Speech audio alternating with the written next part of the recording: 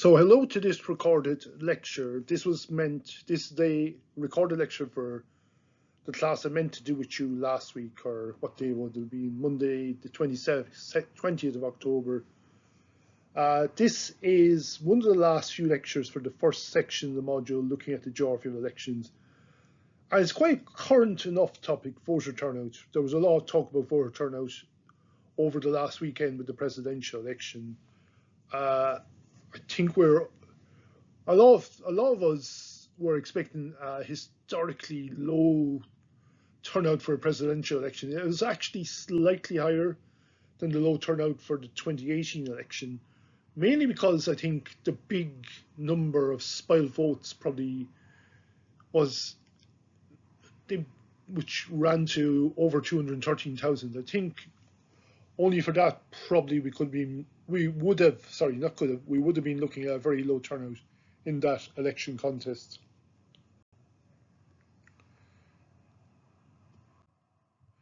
Readings, some of those are linked on the Moodle page now. So there's a good number of readings you can dip into there. So defining voter turnout. Voter turnout, very simply, is the number of people who turn out to vote in an election. It's usually expressed in a percentage form. So if you want to talk about turnout, it makes more sense to talk about the percentage turnout rate rather than the total number of people. So if I was to say, 112,000 people turned out to vote in Dublin and 2,900 people turned out to vote in Leitrim, that sort of imply, there's a higher turnout level in Dublin, but the percentage figure in Leitrim could be actually higher because the overall population levels are much lower in Leitrim. So yeah, if you want to talk about turnout, if you want to compare turnouts, you have to calculate a percentage figure. So if you're doing anything about voter turnout in the assignment, geography of elections assignment, make sure you calculate a percentage figure rather than just give the raw numbers. What's the percentage? In the USA, the voter turnout level is calculated as a percentage of the valid adult population. That's all the people aged 18 and over who are eligible to vote in a specific election. In Ireland and other parts of Europe, it's taken as a percentage of the total number of people on the register of electors, so the total electorate, which sometimes is not the exact same as the valid adult population. If there is a big gap between the valid adult population and the number on the register, then sometimes there can be an overestimate of turnout levels if there's too few people on the register, or an underestimate if there's too many people on the register. Now, this is something I did, this is over 2 decades ago. I went through every electoral register in the country for the 2002 general election. And basically what I found in that analysis was that in the case of Ireland, most parts of Ireland, there was too many people on the register. Most parts of Ireland, particularly outside of the urban areas. So in rural areas, there's probably, on average, 10–20% more people on the register, on the electoral register, than should have been there based on the valid adult population estimates based on the census figures. In Dublin, it's an interesting trend. There were parts of Dublin where you also had an overestimate of people on the register. So North County Dublin area, Howth, Malahide, Portmarnock, parts of the more settled suburbs in the inner suburbs of the city, that area there, almost like a concentric pattern. By contrast, some of the areas had an underestimate of people on register. So there was places like the Dublin inner city, places like Blanchardstown, Lucan, places like the northern commuter area there. So there was a number of often areas with a lot of new residents, or often areas with a lot of new housing estates. There are other parts of the city where the number of people on the register was significantly underestimated. Now, funnily enough, these often tend to be areas with low turnout. So the official low voter turnout levels for those areas were probably, ironically, higher than the actual figures. The turnout levels probably should have been a good bit lower. Why should we worry about voter turnout? Well, voter turnout is it's a very obvious measure of how healthy a democracy is. If there's a high level of participation in an election, that suggests a strong democracy. By contrast, if the voter turnout level is very low, that can suggest there is a weak democracy in that country. Low voter turnout can also result in biases in terms of representation levels and in turn policy. So if voter turnout levels are low, but they're even lower amongst working class groups or younger groups or ethnic minorities, then that means these other groups have less of an impact in terms of deciding who wins seats at elections, and in turn less of an impact on policy decisions. So the quote there from Leipart, unequal participation spells unequal influence. Inequality of representation and influence are not randomly distributed, but systematically biased in favour of more privileged citizens. So you may get distortions in representation levels if it is the case that there is a very low turnout level for one specific social group or demographic group, or there's a specifically low turnout level for a specific area. Generally, this means candidates who are supported by groups or areas of higher turnout levels generally are at an advantage when it comes to the chance of winning seats or winning elections. A low turnout level may also impact on the engagement levels of politicians with low voter turnout areas, low turnout social groups, or demographic groups. So politicians, whatever you say about them, they're often not as bad as they're painted, but politicians also know that if they are to win their seat, they need votes. So generally, it makes sense for a politician to try and engage more and perhaps even do more for areas or groups that are more likely to turn out to vote than those who may not be likely to turn out to vote at all. It's also been shown in research that turnout differences, big differences in turnout levels, can have an impact on the left-wing share of the vote in a country and in turn on welfare spending.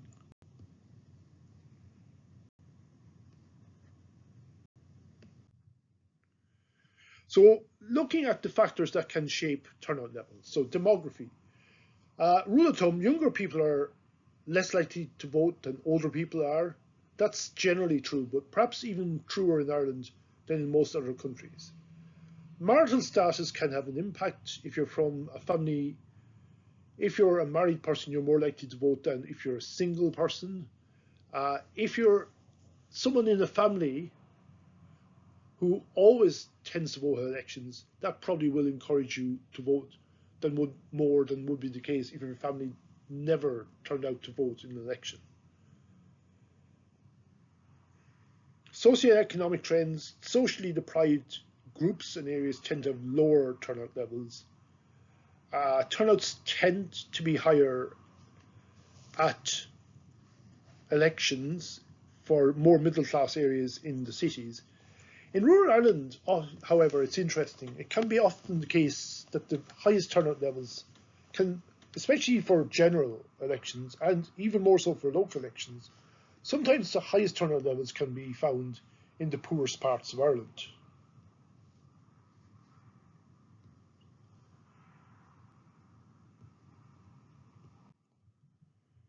Housing tenure is an interesting factor. Housing tenure tends to capture a lot of different variables all into one. So housing tenure often reflects age. Older people are more likely to own their houses. Marital status, you tend to find more married people in owner-occupied housing. Social well-being, middle-class people are more likely to own their houses. It also reflects urban-rural trends. You have higher levels of owner-occupied housing in rural areas. So the general rule of thumb is that housing tenure, or rather owner-occupied housing, is generally a good predictor of higher than average turnout levels. Uh, People who are living in a house that they own themselves are often generally viewed as being more likely to vote, especially if that's a non-mortgaged owner-occupied house. They generally tend to feel that they're more likely to have a stake in society and feel more connected to their community. The lowest turnout levels generally tend to be associated with rented housing, but to be honest, perhaps more so private rented housing than council rented housing. There's a reason for that.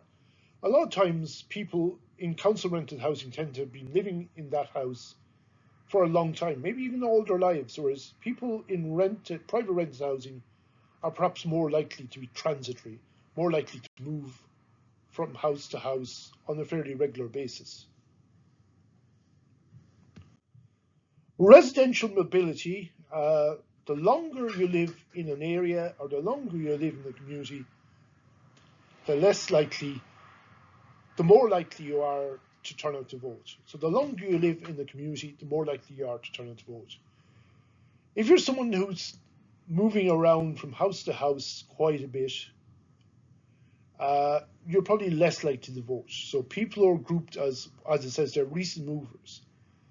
They generally tend to be younger, and they may also face problems getting on the register. If they are on the register, they might be on the register for their last address, the place they were living at beforehand, or maybe even a house that they were living at 3 years earlier. Surprise, surprise, guys.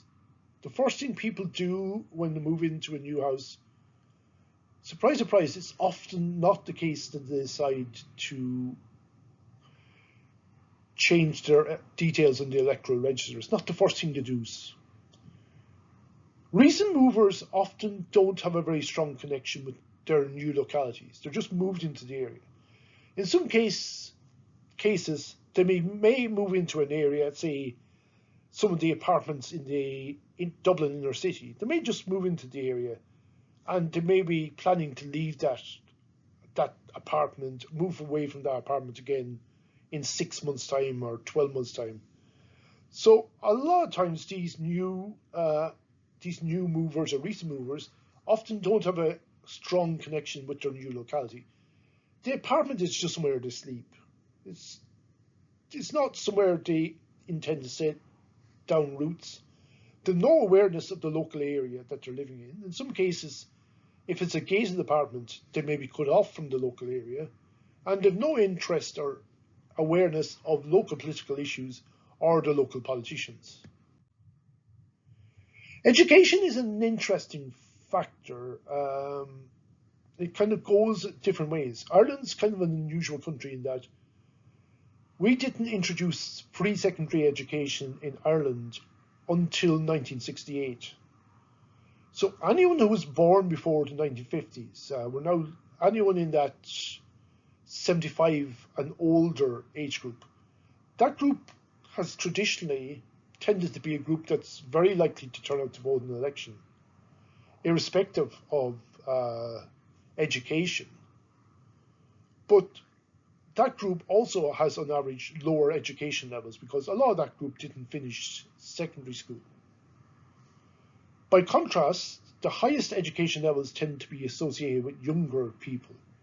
You're more likely to have a PhD or a master's or a degree if you're in the younger age cohorts. The general expectation is that education should help with voting. It makes it easier to vote.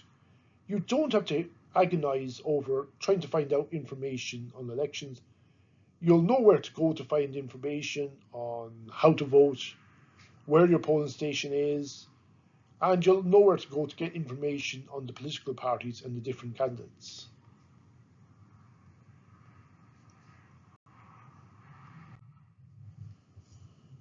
Last factor, or one of the last factors, political party mobilization. This is basically campaigning and canvassing. So this is often referred to as get out the vote efforts. And there's a lot of literature on this. There's a lot of literature on this. Gerber and Green are the main people who write about get out the vote research on get out the vote efforts. There's a lot of theories on this, a lot of talk about how social media can play a role. Generally, today, it's generally still the case that people knocking on your doors, asking for a vote, that's probably the most effective way, in Ireland at least, of encouraging people to turn out to vote. There is a link here between the friends and neighbours effect, which I talked about before, in that if you have a local candidate in an election contest, that may well push up turnout levels in their specific local areas. If there's a big effort made by candidates and parties to campaign in a specific area, that would generally, on average, lead to higher turnout levels. Outside of Ireland, because all election contests in Ireland, that local elections and general elections, are competitive, because there's always some debate over who's going to win the last seat or the last 2 or 3 seats. In places like the United Kingdom and the USA, where you do have some constituencies that are very close, expected to be very close, the swing states in the USA, the close constituencies in the United Kingdom, and you have other constituencies where you can nearly guess which party or candidate is going to win maybe years before the election. In these cases, you generally tend to find that the turnout levels, surprise, surprise, will be highest or higher on average in the more competitive areas. Because the general sense is that your vote probably matters more in those areas than in the safe seats. I'll talk about the blue states and red states when I move on to talk about elections in the USA later. Okay, so there are different factors that shape or influence turnout levels. How does Ireland compare with the rest of the world? On average, voter turnout levels are relatively low, especially when compared with countries like Belgium, Italy, and Germany.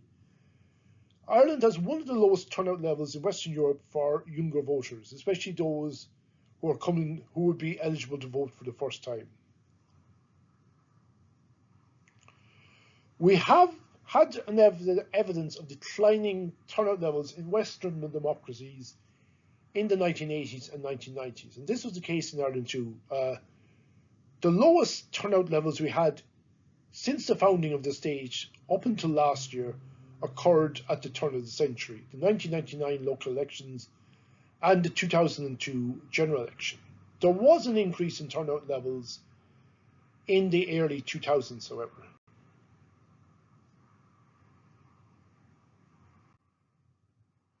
So you can see the trend in turnout levels there at general election contests between 1981 and 2020.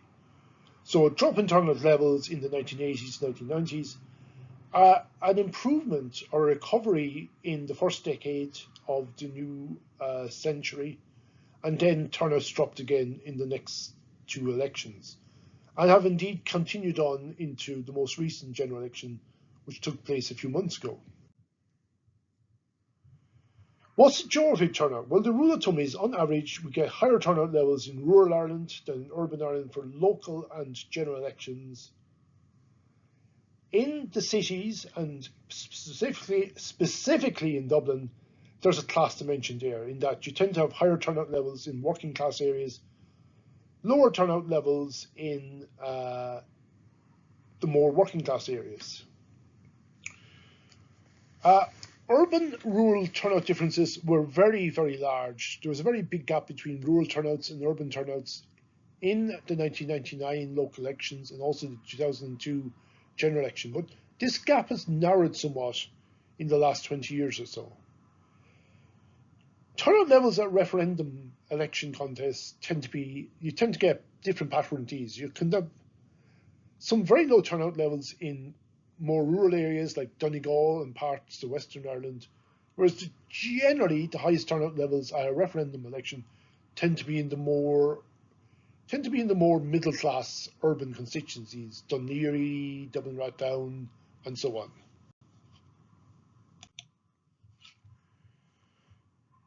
Here's a general picture here. So this is a very detailed map of turnout levels in the Republic of Ireland at the general election in 2002. So this is done at what's called the electoral division level. ED, electoral division. That's what ED stands for, electoral division. What's the electoral division? Well, the electoral division is the smallest unit that, up until very recently, the smallest unit that was used by the central statistics offices for the purposes of gathering census figures and representing or displaying census figures. So looking at this map, you can see some very obvious trends. There's a very obvious urban-rural dimension. The highest turnout levels are generally in the more rural areas, in the Midlands. In the Midlands.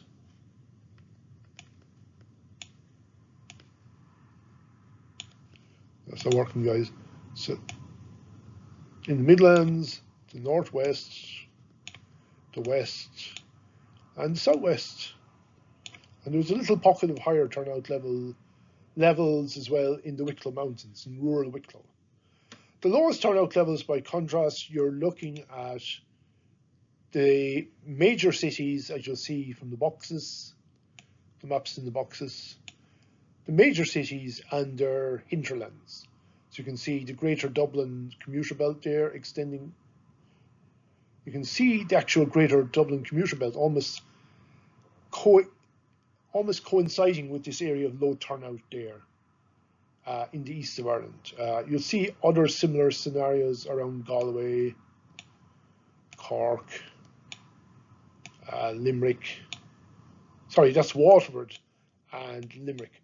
And you can actually see evidence of Derry commuter belt in the very northeast of the country. I know Derry is in Northern Ireland, but you can see some evidence of a Derry commuter belt effect on impacting on lower turnout there in Donegal.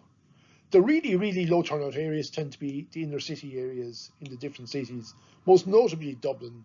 But you can see that inner city low turnout effect in other cities as well, based on the map there.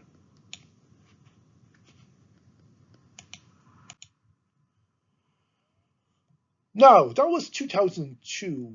2016, now this is turnout by constituency. What's interesting about this map is those big differences we had in turnout levels between urban Ireland and rural Ireland are not as noticeable on this map. It's actually there's no major gaps. The only exception is the constituencies in the centre of Dublin.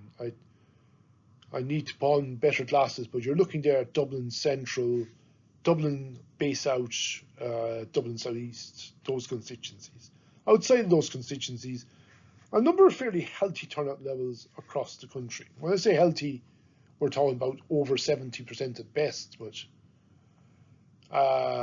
not too many places coming in under 50%. Well, no place coming in under 50, not too many places coming in under 60%. There's voter turnout levels in Dublin City at that election. You can see this area of low turnout in the Dublin inner city there, higher turnouts in the inner suburbs on the north city side, and also the inner suburbs on the south city as well. And some evidence of class, so lower turnout levels in Finglas, in Cherry Orchard, and there's also that commuter effect as well. You've got the inner city there, but you can also see the student housing effect in Radnor, Rathmines. Turnout rates in Dublin City in the 2010s, 2020s. Since I've started looking at voter turnout, doing research on voter turnout, the really low turnout levels have tended to be in the inner city areas. There's still evidence of class differences in turnout levels, not as strong as it was way back in 1999 and 2002, but there's still evidence of class differences. And perhaps these class differences may be even slightly higher at the 2024 general election than they were in 2020. Turnout levels in middle class areas are still higher than in working class areas. There was a trend of higher turnout levels in urban working class areas evident in the 2000s and the early 2010s, but that might have probably that trend, upward trend, has probably evened off somewhat. The big question is, what is the impact of this. So if you've got increased turnout levels in working class areas, how does this impact on the actual election result? I think I've so here's an example of this. This is Ballyfermot. Way back when I started doing my research on turnout in 1999,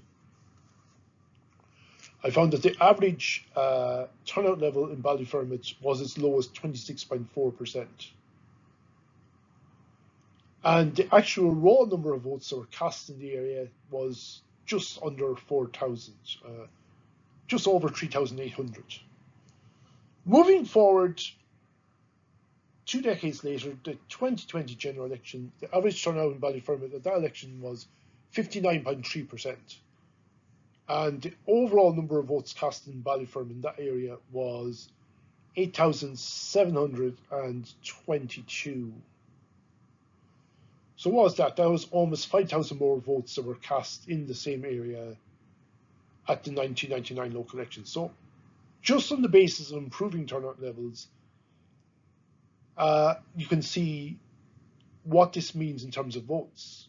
You're looking at 5,000 more votes from an area that's predominantly working class, an area that's more likely to vote for certain parties like Sinn Féin and People Before Profit than they are likely to vote for parties like Fianna Fáil and Fine Gael. And the 2020 general election, of course, was one where Sinn Féin did very well in 2020. In the constituency that Ballyfermot was located in, of the 4 seats, 3 of them went to working class candidates from parties that would be deemed left-wing. So 1 Sinn Féin, 1 Independence for Change, 1 People Before Profit.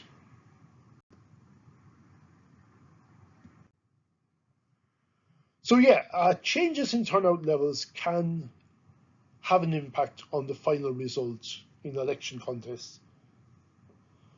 What about elections in 2024? There was a number of big elections last year in the Republic of Ireland. You had the local and European elections in June of 2024 and the general election in November of 2024. What you can see from the map there is that there were very big differences in turnout levels between urban Ireland and rural Ireland. So you see pretty low turnout levels in Dublin and the Dublin commuter belt in that election. By contrast, some very high turnout levels in other parts of the country.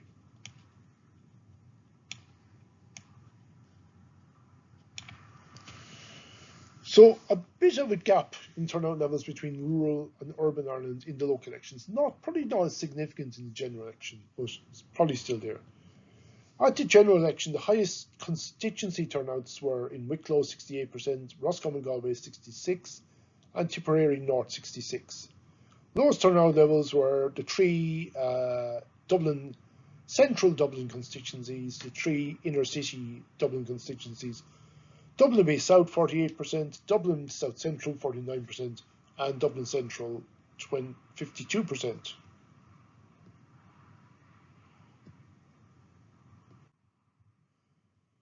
Last point about these elections, I said a few slides back that the lowest ever turnouts in the history of the state prior to this year or last year were at the turn of the century.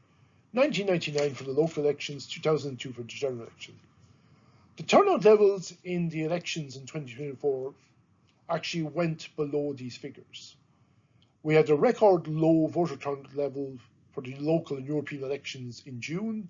It fell under 50% for the first time in the history of the state, and a record low voter turnout level for the general election in November, when it fell under 60% for the first time ever for a general election contest in the history of the state. This last slide also it's worth noting because it makes the point I didn't make before. The fact that turnout levels tend to be higher in general election contests than they tend to be for other types of election contests. So you'll see there the purple bar, that's the turnout level for general elections. The pinkish bar is the turnout level for local and European elections, and you can see by and large there's a big difference in turnout levels between local election contests and general election contests, sometimes amounting to roughly maybe 10% of the vote, sometimes even more than that.